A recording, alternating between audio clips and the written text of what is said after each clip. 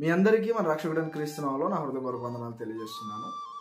మీ అందరికీ కూడా ఒక ప్రశ్న ఏంటి అంటే, ప్రతి ఆదివారం దేవుని మందిరానికి వెళ్ళడం నిజంగా ప్రాముఖ్యమా?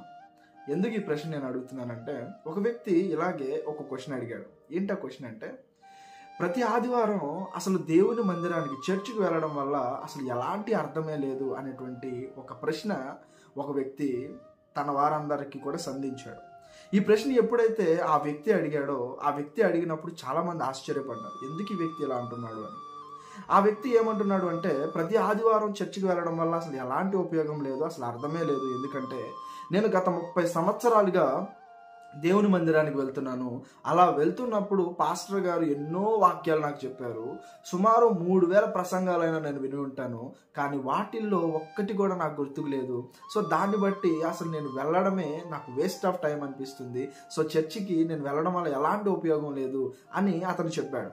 అలా చెప్పినప్పుడు అందరూ కూడా చాలా ఆశ్చర్యంగా అతను ఇంకా చూస్తూ ఉంటే, వారిలో నుంచి ఒక వ్యక్తి వచ్చి అంటున్నాడు, సరే నాకు కూడా మ్యారేజ్ అయ్యి 30 సంవత్సరాలు అయింది. 30 సంవత్సరాలుగా నా భార్య కూడా నాకు ఎన్నో రకాలైన వంటలు చేసి పెట్టింది. సో ప్రతిరోజు కూడా చాలా రుచికరమైనటువంటి వంటలు చేసి పెట్టింది.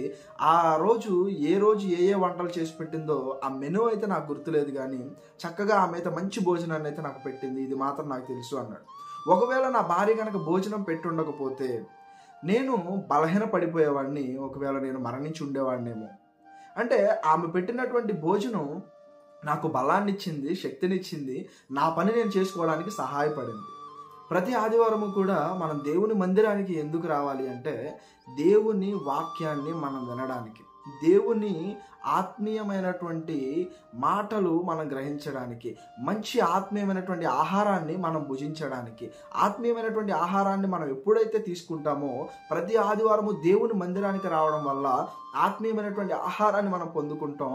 అప్పుడు మనం ఆత్మీయంగా మనము బలముగా ఉంటాం, ఆత్మీయంగా మనం ఎదుగుతాం, మనం దేవునిలో ఆత్మీయమైనటువంటి జీవితంలో మనం బలపడతాం.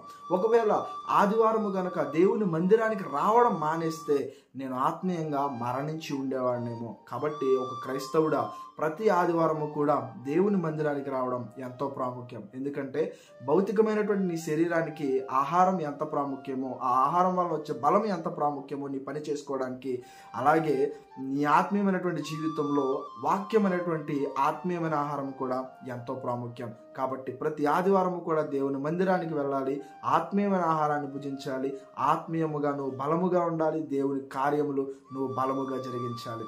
మే God bless you all. Thank you.